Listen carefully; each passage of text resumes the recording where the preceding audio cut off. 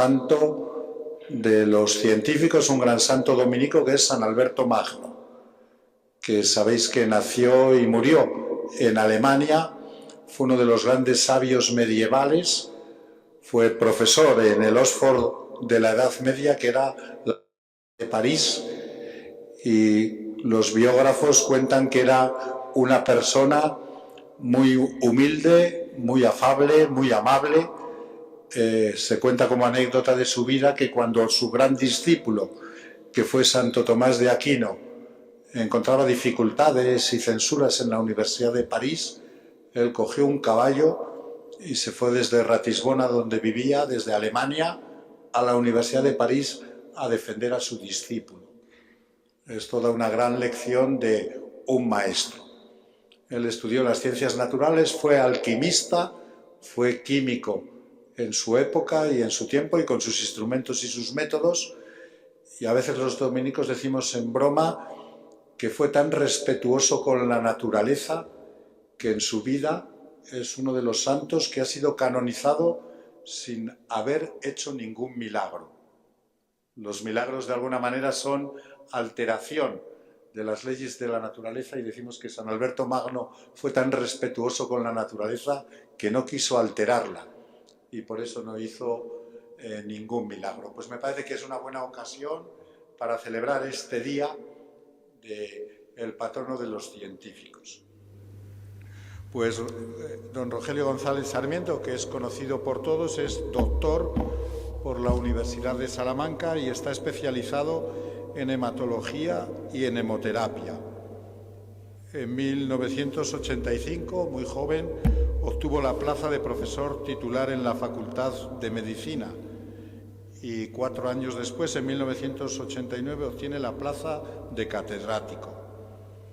Ha realizado investigaciones en el exterior, en el extranjero, en el Laboratorio de Medicina y de Patología de Minneapolis, en Minnesota, también, entre otros muchos, en el Laboratorio de Biología Molecular de Cambridge y actualmente es director del Departamento de Medicina de la Facultad o de la Universidad de Salamanca y es director de un instituto muy prestigiado que es el Instituto de Investigación Biomédica de Salamanca, del IPSAL. Es también investigador responsable de la unidad del Consejo Genético en el Centro de Investigación del Cáncer.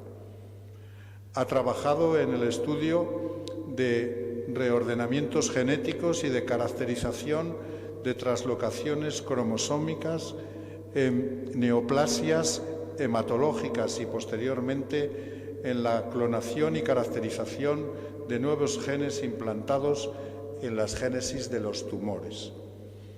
Es autor de muchísimos trabajos de investigación, la mayoría de ellos además en inglés y, por supuesto, pues con impacto y con repercusión internacional. Sería larguísimo, ¿no?, citar la cantidad de trabajos que tiene. Ha sido director y es director de muchas tesis doctorales, de proyectos de investigación y además que, junto con otros científicos, ha sido también el que ha registrado distintas patentes dedicadas a la detección del cáncer y del ictus.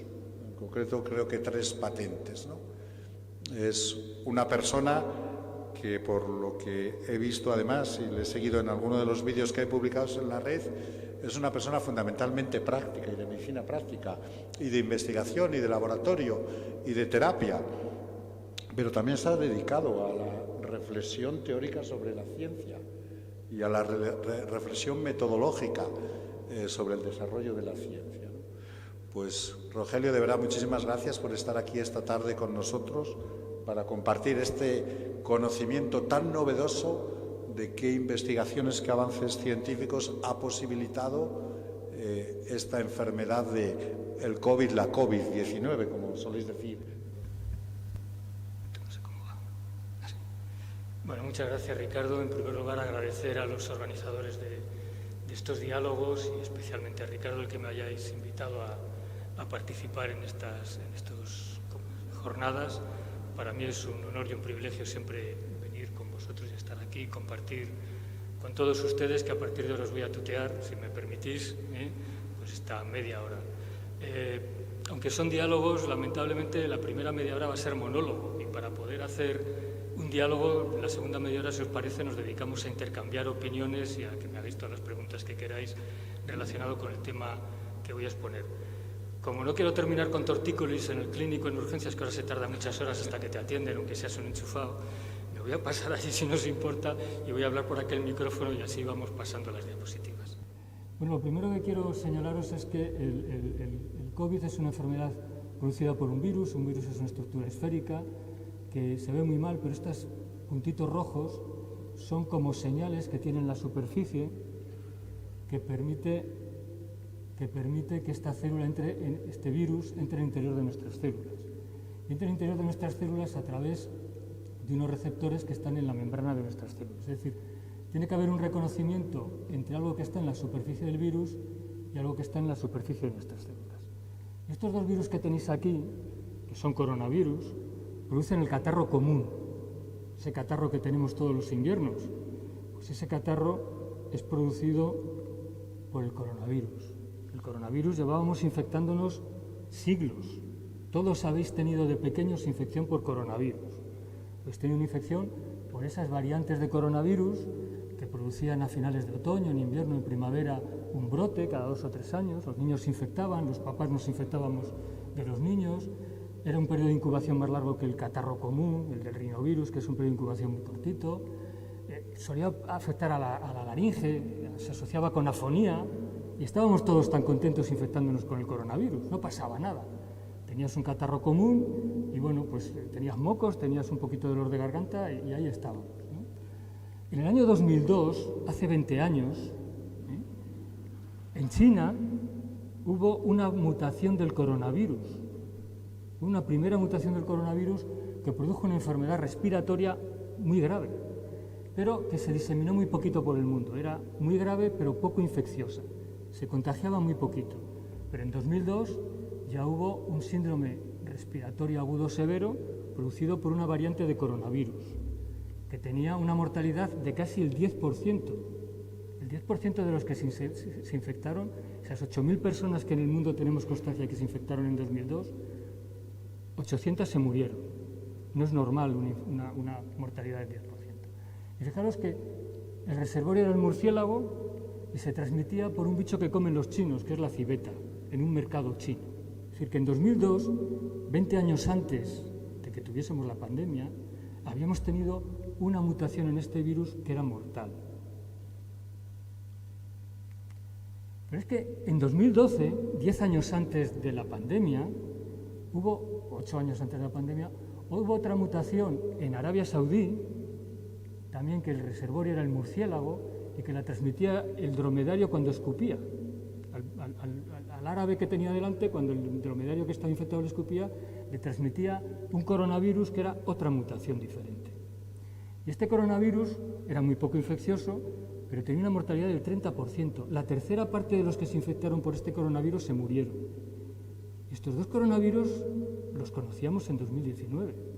Y la comunidad científica sabía que había un coronavirus que había producido mucha mortalidad, que se había originado en China, y había un coronavirus que podía ser con mucha más mortalidad todavía que había en Arabia Saudí. Y no hicimos nada, porque como era poco contagioso y se murieron pocos, no hicimos nada. Por lo tanto, pensad un poco en lo que nos viene a continuación, ¿no? Bueno, estos coronavirus tienen la peculiaridad de que tienen unos receptores distintos. El coronavirus de los chinos tenía un receptor que se llamaba C2 y el coronavirus de los árabes tenía un receptor que se llama DPP4. Y estos dos coronavirus eran diferentes del coronavirus que produce el catarro normal y eran coronavirus con una elevada mortalidad. ¿Y cómo se trataban? Pues fijaros, ¿os suena esto? Esto es de 2012. Eso es de 2012. En 2012, en China, a los estadios de fútbol se iba con mascarilla. Pero si os acordáis de la gripe mexicana, luego llamada gripe porcina y finalmente gripe A, hay fotos de los estadios de fútbol mexicanos con toda la gente con mascarilla. Ya lo sabíamos. Nos podíamos esperar que hubiese una mutación nueva que produjese esto. Y el tratamiento es el que intentamos utilizar cuando llegó la nueva mutación de coronavirus, el SARS-CoV-2. tal manera que esto que veis aquí es lo que ocurrió en China con el SARS, vamos a llamarlo 1, que apareció en 2012, que no apareció en 2018, apareció en 2012 y tenía una mortalidad del 9-10%. Bueno, pues en 2019 hay una nueva mutación del coronavirus en China que produce una nueva enfermedad contagiosa y que la única peculiaridad que tiene este virus es que tiene menos mortalidad que los dos anteriores, mata menos, pero se contagia más. Y como se contagia más, muere más gente. Cuanta más gente contagia, aunque la mortalidad sea pequeña, el porcentaje al final es muy grande en números absolutos. Aunque en números relativos es pequeño, en números absolutos es muy grande. Y el problema que tenemos con el SARS-CoV-2 que aparece en China, cuando la gente se plantea es que los chinos estaban haciendo ingeniería genética con el virus. No, señor, mire, que los chinos comen animales que tienen el virus y se contagian de esos animales que tienen en el mercado antes de sacrificarlos. Lo mismo que los árabes se contagiaban de los dromedarios que tenían en los desiertos. Entonces, tiene el problema de que es muy contagioso, tiene un problema de que además hay un periodo muy largo en el que tú estás infectado pero no tienes síntomas, por lo tanto sigues haciendo vida normal y contagias a los que están alrededor, pero la tasa de letalidad es del 4%. Fijaros que el SARS primero tenía una tasa de letalidad del 10%, el 10% de los que se infectaban se moría. El MERS, el que aparece en Arabia, tiene una tasa de mortalidad del 30%. Y este tiene alrededor del 5% de mortalidad. El problema de este virus es que contagiaba a mucha gente, por una parte. Por lo tanto, fijaros, teníamos ya el SARS-CoV, el inicial, el MERS, y ahora aparece el CoV-2. Pero no habíamos hecho nada con los dos anteriores. Habíamos hecho medidas de prevención, medidas de aislamiento de la gente y poco más. Y los que se morían, pues mala suerte. El problema del virus es que esto que os enseñaba antes en una fotografía de microscopía electrónica, esto se tiene que pegar a un receptor de nuestras células. Y aquí es donde había cambiado la estructura. Este cambio en la estructura, esto que veis aquí, cuando cambiaba la forma, hacía que nuestro sistema inmune no lo reconociese. Y por eso era muy infeccioso, porque nuestro sistema inmune no era capaz de matarlo, se replicaba en nuestro organismo y entonces era el responsable de las manifestaciones clínicas. La mayor parte de los que estamos aquí hemos estado infectados por coronavirus. Casi todos. Yo me atrevería a decir que el 90%, aunque hayáis dicho, yo nunca lo he pasado, lo habéis pasado asintomático. Prácticamente todos nos hemos contagiado. Y lo que nos ha pasado en nuestras células es que el virus ha entrado interior de nuestras células del epitelio respiratorio y ha respetado a las de al lado. Nuestro sistema inmune ha matado estas células, las ha repuesto y aquí estamos todos tan contentos afortunadamente. Lo que ha pasado a aquellos que hemos dejado en el camino es que el virus, al infectar, no solamente ha infectado la célula en la que entra, sino que ha infectado en las de al lado y las ha destruido. Y eso ha producido un aumento de permeabilidad de los pulmones y la secreción al pulmón de mucho líquido. Eso es lo que produce la neumonía. Esa neumonía es el proceso inflamatorio para defender del coronavirus. Y la gente se ha muerto porque, a diferencia de lo que ha ocurrido en todos nosotros, que ha estado limitada la infección, en estas personas que se han muerto no se ha limitado la infección, se ha roto la barrera del pulmón, se ha inundado el pulmón de líquidos y han tenido una insuficiencia respiratoria que les ha llevado a la UBI y además se han eliminado una serie de sustancias que les ha producido una inflamación sistémica. Todo el organismo se ha inflamado. Eso es lo que les ha llevado a la muerte cuando no hemos sido capaces de controlar la inflamación. Y al principio, como no sabíamos por dónde venían los tiros, no sabíamos cómo tratarlo. Hoy día, afortunadamente, la mortalidad es mucho menor porque lo tratamos mucho mejor. Entonces, fijaros, contagiosidad, número de personas que contagia un infectado alrededor. El sarampión, cuando una persona tiene sarampión, contagia entre 12 y 18 personas. El sarampión es muy contagioso, por eso ahora cuando la gente se niega a vacunar a sus hijos del sarampión, a mí me entran escalofríos. Epidemia que podemos tener en cualquier momento.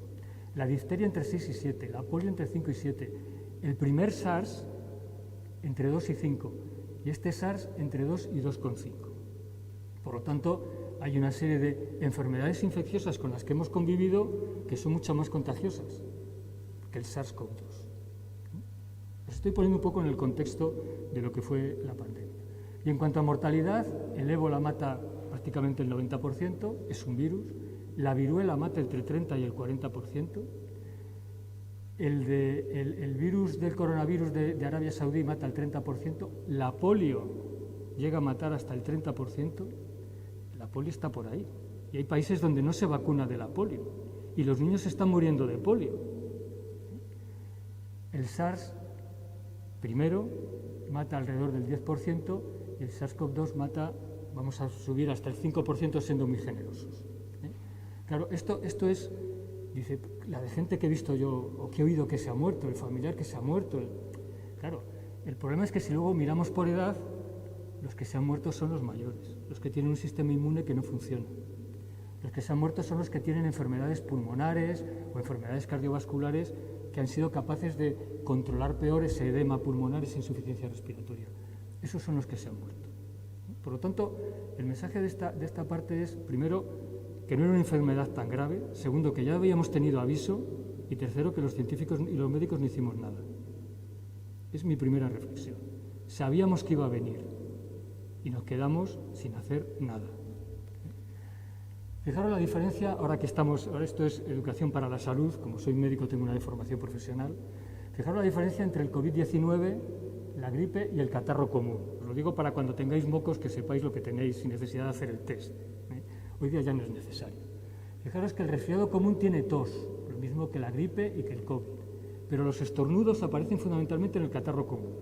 Si tenéis un catarro con estornudos, tenéis muy pocas posibilidades de tener COVID o gripe.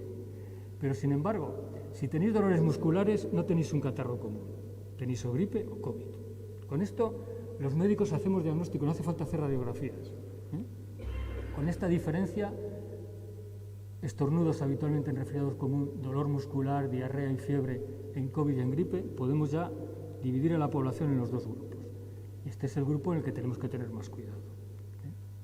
Bueno, pues mortalidad estimada del COVID, 3-4%, del SARS 10%, del MERS 30% y de la gripe alrededor del 0,02% en la última pandemia que tuvimos. Pero fijaros que esto es en términos relativos, porque en términos absolutos, claro, no es lo mismo que de 100.000 personas se muere el 3% que de 700 millones se muere el 0,02%. Al final se muere mucho más de gripe que de las otras enfermedades, en números absolutos. Bueno, pues esta es la introducción, para que sepáis lo que teníamos, lo que conocíamos, lo que ha pasado, dónde estamos ahora y qué ha supuesto esto para la comunidad científica. Pues ha supuesto, lo primero, colaboración entre grupos. El COVID, la ciencia hoy día no se entiende, soy el científico Ramón y Cajal en su microscopio viendo cómo la célula era de un tipo o de otro, eso no existe en nuestros días.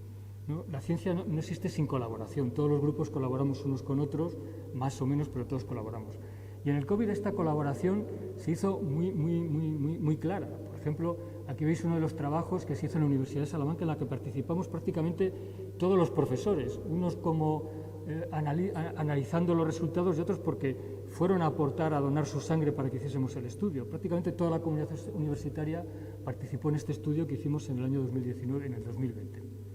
Y estos son ensayos, siento que no se vea bien, estos son ensayos clínicos que se están llevando a cabo en el IPSAL, en los cuales, entre otros, el último es un estudio clínico que organiza la Organización Mundial de la Salud, en el que entre otros grupos participan grupos de Salamanca, grupos de Europa, grupos de Estados Unidos, para intentar ver cuál es el mejor tratamiento para el COVID. Por lo tanto, lo más importante y lo que sería muy importante que se mantuviese y se va a mantener seguro es la colaboración. La idea de que el investigador aislado no sirve para nada a la sociedad y que tenemos que ser generosos y tenemos que colaborar. Y yo creo que eso es algo que lo hacíamos ya antes, pero que ahora se ha potenciado muchísimo, la colaboración en la investigación. El segundo punto que se ha desarrollado enormemente a raíz del COVID es el desarrollo bioinformático. En la bioinformática tenemos un cuello de botella, no hay bioinformáticos suficientes para las necesidades que tenemos en este momento en la investigación biomédica o biosanitaria. Necesitamos informáticos especializados en biología, porque fijaros que, no lo veis bien, pero esto está lleno de puntos. Cada punto es una mutación del coronavirus. Bueno, pues esto que a lo mejor antes nos hubiese llevado 5 años poder llegar a todo este árbol genealógico del coronavirus, se ha hecho en meses. Se ha hecho en meses porque tenemos una serie de herramientas tecnológicas que yo soy el primero que cuando las aplico requiero luego de alguien a mi lado para que me ayude a descifrarlo, el bioinformático. Y el gran avance en bioinformática es que ha permitido ver los cambios en las moléculas del coronavirus que son las responsables de la infección. Y estos cambios permiten predecir estructuras de anticuerpos que van a destruir al coronavirus, permiten desarrollar fármacos mediante análisis bioinformático para atacar al coronavirus. Por lo tanto, lo primero que hemos desarrollado es una enorme colaboración entre grupos, una gran generosidad entre todos los científicos, y lo segundo que hemos generado es un desarrollo de la bioinformática, de poder analizar millones de datos de inteligencia artificial aplicada al coronavirus, que tiene una ventaja, que todo lo que se está desarrollando para el coronavirus lo estamos extrapolando a la investigación en neurociencias, a la investigación en cáncer, etcétera, etcétera, etcétera. Otro de los grandes avances que hemos hecho con el coronavirus es el diagnóstico ultrarrápido. Esta capacidad que tenemos de hacer PCRs y que en 2 días pudiésemos saber si el paciente al que voy a operar mañana lo puedo operar o no, o si la persona que estaba en su casa se había contagiado o no, eso en el comienzo de la pandemia fue importantísimo. La utilización de la reacción en cadena de la polimerasa permitió detectar portadores del coronavirus de una manera muy rápida. En un día sabíamos si estabas infectado o no.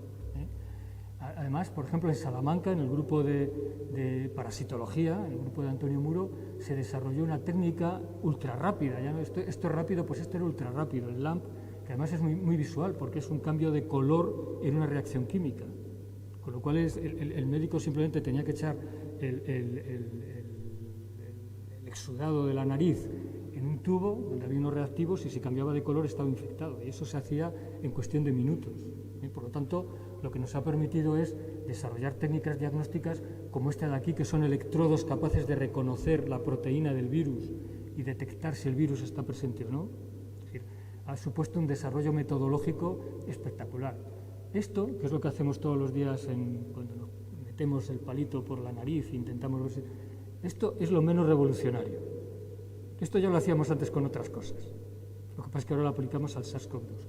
Pero lo anterior, todas estas técnicas de PCR muy sensible, el LAMP o los microelectrodos capaces de detectar pequeños cambios eléctricos en el virus para clasificarlo, pues son cambios que se han desarrollado en lugar de en 5 o 6 años, en prácticamente 1 año, porque teníamos prisa para poder detectar los casos de coronavirus. Es otra de las grandes aportaciones a la ciencia que ha hecho los científicos en colaboración, porque ha habido colaboración, hemos podido hacer esto.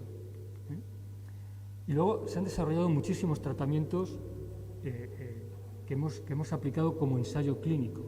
Un ensayo clínico es un tratamiento que no está aprobado para uso común y que hasta ahora, los ensayos clínicos, empezamos a lo mejor a probar un fármaco en 2 pacientes. Luego pasamos a 100, luego pasamos a 1000. Y con el coronavirus lo que hemos hecho es pasar directamente a 1000. Hemos jugado aprendices de brujo. No nos ha salido mal, pero tampoco nos ha salido tan bien como pensábamos. Fijaros que en condiciones normales hay una infección. Todos estos fármacos que veis aquí, que no veis, porque sé que no los veis, porque es imposible que los veáis, son fármacos que se han desarrollado en 1 año para intentar bloquear el proceso inflamatorio que va acompañando al coronavirus. Son fármacos que hace 3 años ya no estaban en el mercado, no los utilizábamos los médicos y que en cuestión de 1 año se pusieron a disposición de los médicos y de los pacientes para intentar cortar. Esto ha supuesto un cambio en la mentalidad de las agencias que permiten que un medicamento se utilice o no. Porque claro, hasta ahora esto estaba muy controlado, había unos pasos que eran años y años y años, que nos los hemos saltado con la pandemia. Lo cual va a permitir que en otras enfermedades también podemos hacer estos atajos para poder acortar el tiempo desde que en el laboratorio decidimos que ese fármaco vale para tratar una enfermedad al tiempo en que lo aplico en los pacientes. Es otra de las circunstancias que la pandemia ha permitido mejorar la medicina en general. Y luego tenemos las vacunas. Fijaros que todos estamos vacunados 3 veces como mínimo y muchos de vosotros 4 ya.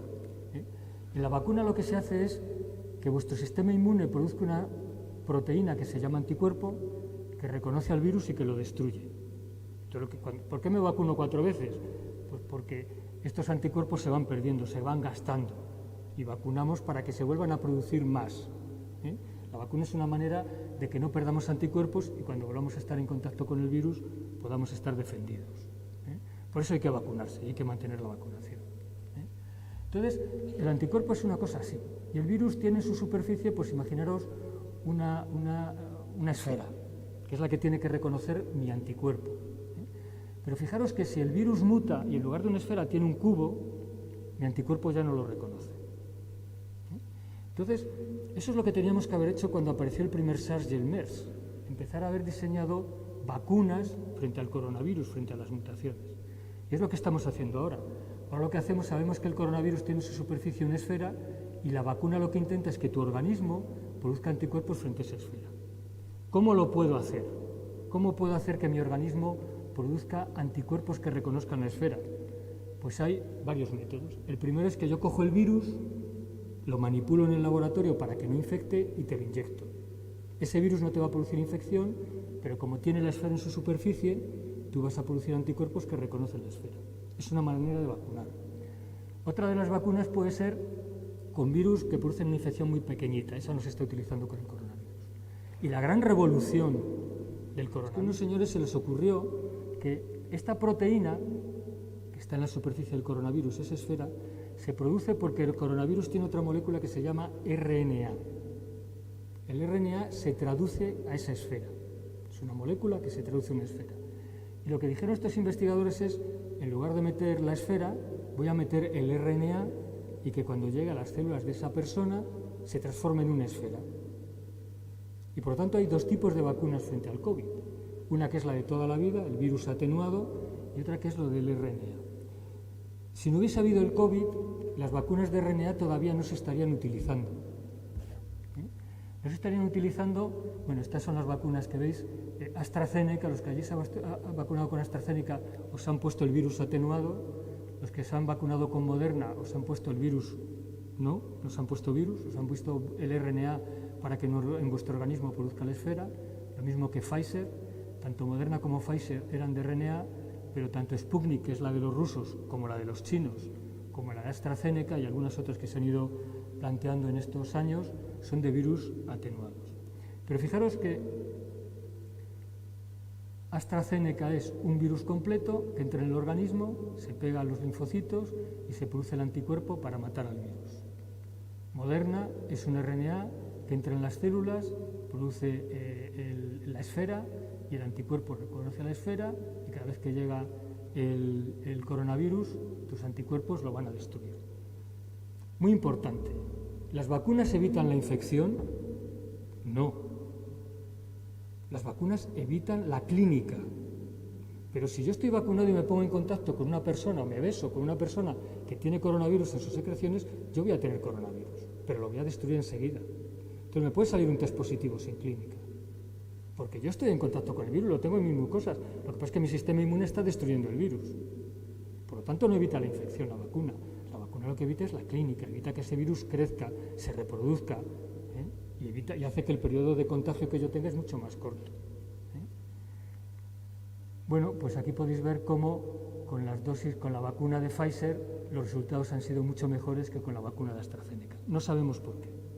Ahora la investigación nos tiene que llevar a ver por qué una vacuna de RNA tiene mucho más éxito que una vacuna a la que le pongo el virus completo, aunque no produzca infección. Pero fijaros, en condiciones normales las vacunas de RNA hubiesen pasado por 3 fases, luego se hubiesen aprobado por una agencia estatal, luego se hubiesen probado en pocos pacientes y luego al final se hubiesen distribuido millones de vacunas. Esto lleva entre 7 y 10 años. Entre 7 y 10 años. ¿Qué ha ocurrido con el COVID? Con el COVID han ocurrido 2 cosas. Primero, que las fases 1, 2 y 3 las hemos hecho en 6 meses. Hemos pasado de 10 a 100 a 1000 en 3 meses. Y segundo, que las empresas farmacéuticas, una vez que vieron que con 10 funcionaba, hicieron millones de vacunas, se la jugaron. Y ahí hay que reconocerle a la empresa el valor que tuvo. Es decir, antes de estar seguros con un fase 3 o un fase 4 de que esa vacuna funcionara, empezaron a hacer millones de vacunas. Imaginaros que no hubiesen funcionado. Entonces, lo que hemos hecho es que lo que antes llevaba 10 años lo hemos hecho en un año. Eso para mí es la mayor revolución que ha supuesto la infección de COVID. Depende desde el punto de vista humano probablemente la generosidad, la capacidad de colaboración ha sido muy importante, la resistencia y la resiliencia de la sociedad ha sido muy importante. Desde el punto de vista científico, el que hayamos sido capaces de acortar de 10 a 1 año los periodos desde que inventamos algo hasta que lo aplicamos en los pacientes no os podéis imaginar el cambio de paradigma que supone en la ciencia de la salud. Porque esto, que lo hemos hecho con las vacunas del coronavirus, indudablemente va a permitir que otros medicamentos para otras enfermedades acorten también el tiempo que llegan a los pacientes. Y lo que queremos los profesionales de la salud, lo que queremos es curar a nuestros pacientes. Y cuanto antes vengan estos fármacos y estas vacunas a nuestro medio, mejor será, porque antes podremos curar a los pacientes. Otro gran avance desde el punto de vista sanitario y social del COVID ha sido la medicina preventiva. Hoy veo que aquí algunos estáis con mascarilla, lo cual me parece fenomenal. Pero os digo más, lo que deberíamos de hacer y tenemos que aprender todos es que en cuanto tengamos un catarro nos tenemos que poner mascarilla por respeto al de al lado. Es decir, eso es educación para la salud. Cuando tú estás acatarrado te pones una mascarilla y evitas contagiar al que al lado, porque no solamente mata el coronavirus, la gripe también mata, y ahora estamos con una epidemia de gripe. Por lo tanto, ¿tenemos que llevar en todo momento la mascarilla? Pues no es necesario, pero cuando estamos acatarrados, las autoridades sanitarias deberían de empezar a educarnos en que tenemos que poner una mascarilla por respeto. Eso los países asiáticos lo tienen ya muy integrado en su cerebro. Y cuando alguien está acatarrado, se aleja de los demás, evita el contacto físico, que allí ya es bastante escaso, y se pone mascarilla. Por lo tanto, para los que estéis aquí, vaya mi mensaje de medicina preventiva. Cuando estéis acatarrados, poneros la mascarilla, no por vosotros, sino por los que os rodean. No hace falta que os aisléis en una habitación, pero poneros la mascarilla. Disminuiremos la incidencia de las enfermedades respiratorias. Por supuesto, la higiene de manos. Yo aquí siempre cuento la misma anécdota. Mi nieto, cuando entra en mi casa, lo primero que hace es ir al servicio a lavarse las manos. Y me dice, abuelo, ¿te has lavado las manos ya? Pues eso que hace mi nieto es lo que tenemos que hacer todos. Cuando tocamos el pasamanos, cuando le damos la mano a alguien, cuando nos metemos el dedo en la nariz involuntariamente, que luego le vamos a dar la mano al de al lado, antes nos lavamos las manos. Y con eso controlaremos las infecciones de una manera muy importante, no solamente las infecciones del tracto respiratorio, sino también las del aparato digestivo. Por lo tanto, estas medidas de higiene que nos vamos olvidando ya, hace 2 años estábamos todos con mascarilla, o hace 1 año, y ahora ya vamos relajándonos. Bueno, pues no hay que relajarse. Hay situaciones en las cuales hay que seguir tomando medidas preventivas. Cuando estoy acatarrado me pongo mascarilla y cuando entro en mi casa me lavo las manos. O cuando le doy la mano a alguien, me lavo las manos. Y estornudo en la flexura del codo, no en la cara del que está enfrente. Eso no debemos de olvidarlo. Bueno, pues para mí estos son prácticamente los grandes avances. Pero quiero terminar diciendo, ¿hemos aprendido algo? Les voy a poner un ejemplo que no tiene que ver con el coronavirus. Como ya sabéis, a mí es que me gusta hablar de casi todo. Este es el virus de la gripe, que es como el del coronavirus. Tiene también sus cuadraditos y sus esferas en la superficie. Este virus de la gripe todos los años tiene un cambio pequeñito. Y por eso todos los años hay una epidemia de gripe y por eso todos los años nos vacunan de la gripe con una vacuna que es diferente de la del año anterior, para que reconozca ese pequeño cambio. Pero periódicamente, en lugar de un pequeño cambio, que es lo que ocurrió en el coronavirus del catarro común, todos los años cambiaba un poquito y por eso nos infectábamos cada 2 o 3 años, porque nuestro sistema inmune se olvidaba, volvía a otro coronavirus y nos volvíamos a infectar. Periódicamente el virus de la gripe tiene mutaciones como la del SARS-CoV-2 y produce pandemias, con una mortalidad superior a la del coronavirus, a la del SARS-CoV-2. Y además, bueno, aquí no se ve porque no, lo que quería deciros aquí es que son las aves las que los transmiten. O sea, no hace falta manipulación genética. El virus de la gripe está mutando continuamente. Aquí os había puesto en esta diapositiva todas las variantes del virus de la gripe, cuáles infectan a los humanos, y hay muchísimas que todavía no han infectado a los humanos. Entonces, fijaros, la gripe española produjo 40 millones de muertos. La mal llamada gripe española, porque sabéis que nosotros no tenemos ninguna culpa. Es que como los demás estaban matando en la Primera Guerra Mundial, nos echaron la culpa, porque como no nos moríamos en la guerra, éramos los responsables de... Pero la gripe española no apareció en España, ni fuimos nosotros los que la transmitimos. La gripe asiática del 57 mató a 4 millones de personas. La gripe de Hong Kong del 68 mató a otros 4 millones de personas. Estamos tan tranquilos con la gripe. Vamos. Yo no veo que la gente esté aterrada porque hay una epidemia de gripe. Estamos con una epidemia pequeñita. Pero fijaros, esta es la gripe española y estos son los antígenos, la esfera y el cuadrado que tenía en 1918 esa gripe, que mató a 40 millones de seres humanos. Esa gripe volvió en el 77. ¿Qué ocurrió? Que la mayoría de los que sobrevivieron a la gripe del 18, como ya habían estado en contacto con ese virus, no se murieron en el 77. Todas las personas mayores, que son las que tienen más riesgo, como habían conocido de pequeñitos al virus, pues aquí sobrevivieron y murieron solamente aquellos que no habían estado en contacto con el virus. Pero fijaros cómo las pandemias, lo que hay es cambios en estos números. Aquí era 1,1, aquí es 2,2, aquí es 3,2, aquí vuelve 1,1. Si seguimos, aquí aparece el 5, pero bueno, el 5 había aparecido ya aquí. ¿Dónde estaba el 5? Bueno, el 5 había aparecido antes. Y luego la 1,1, que como veis periódicamente da pandemias, es la responsable de aquella epidemia de gripe que apareció, que llamamos primero mexicana, los mexicanos se enfadaron, después la llamamos porcina, los ganaderos se enfadaron y acabaron llamándola A para que no se enfade nadie.